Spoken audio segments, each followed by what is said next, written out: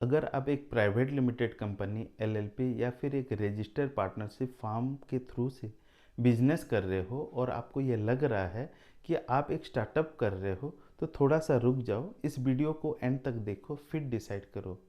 दोस्तों, ये ज़रूरी नहीं है कि ये जो तीन लीगल एंटिटी मैंने जो नाम लिया है, चाहे प्राइवेट हो, एलएलपी हो या फिर रजिस्टर्ड पार्टनरशिप फार्म हो, ये ज़रूरी नहीं है कि वो स्टार्टअप हो। बट डेफिनेटली एक स्टार्टअप ये तीनों लीगल एंटिटी में से एक लीगल एंटिटी हो सकता है। ऐसा मैं क्यों कह रहा हूँ? दोस्तों, मेरा नाम है CS सूरज कुमार साहू, आपका कंपनी सेक्रेटरी फ्रेंड। इस वीडियो में जो स्टार्टअप का कॉन्सेप्ट है उसको हम समझने के लिए ट्राई करेंगे। दोस्तों, ये स्टार्टअप होता क्या है? दोस्तों, जब भी आप कोई बिजनेस स्टार्ट करते हो through this three legal entity, तो लोगों का ये कॉन्सेप्ट होता है कि जब एक बिजनेस स्टार्ट करते हैं उसको वो स्टार्टअप बोलते हैं। बट एक्चुअल में ऐसा नहीं होता है।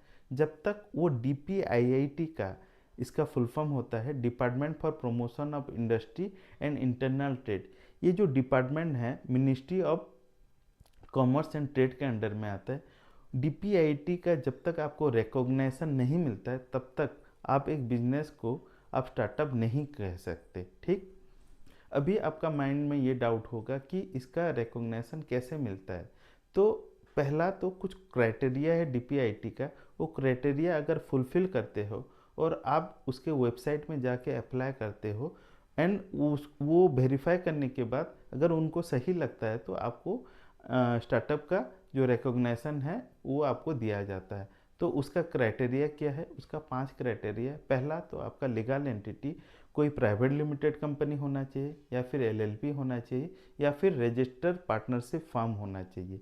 सेकंड क्राइटेरिया, वो बिजनेस का जब से वो इनकॉर्पोरेट हुआ है उसका एज 10 साल से कम हो, ज़्यादा ना हो, उसका एनुअल टर्नओवर 100 करोड़ से ज़्यादा ना हो, एंड ये एक रिकंस्ट्रक्शन कंपनी का रिजल्टेंट कंपनी ना हो। इसका मतलब कि मान लीजिए कि कोई मर्जर, दो कंपनी मर्ज हो गया, एक कंपनी हुआ, या फिर कोई डीमर्ज से एक कंपनी हुआ, तो वो रिजल्टेंट कंपनी ये नहीं होना चाहिए। And finally and most important, वो जो कंपनी होगा उस वो क्या इनोवेटिव कंपनी होना चाहिए। इनोवेटिव कंपनी मतलब कुछ नया तरीका का प्रोडक्ट या सर्विस, या फिर इन शॉर्ट वो स्केलेबल बिजनेस हो, मतलब जिसमें कि वो कंपनी ग्रो करे, जिसमें कि सोसाइटी ग्रो करे एंड देश का भी उधर डेवलपमेंट हो। ठीक। तो उसको अप्लाई कैसे करते हैं?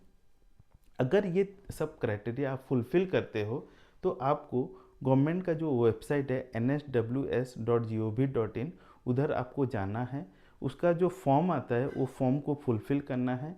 उसमें आपका स्टार्टअप का जो इनकॉर्पोरेशन का जो डॉक्यूमेंट है, आपका जो बिजनेस आइडिया है उसका डिटेल, एंड अगर कुछ शॉर्ट प्रेजेंटेशन है उसको अपलोड करना है।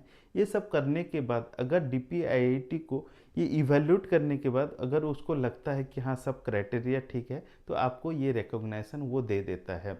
नेक्स्ट, इसका बेनिफिट क्या होता है? एक बार वो रिकॉग्निशन आ गया तो आपको बहुत टाइप के tax benefit, IPR support, even government tender and many more funding भी मिलता है फ्रॉम द इन्वेस्टर।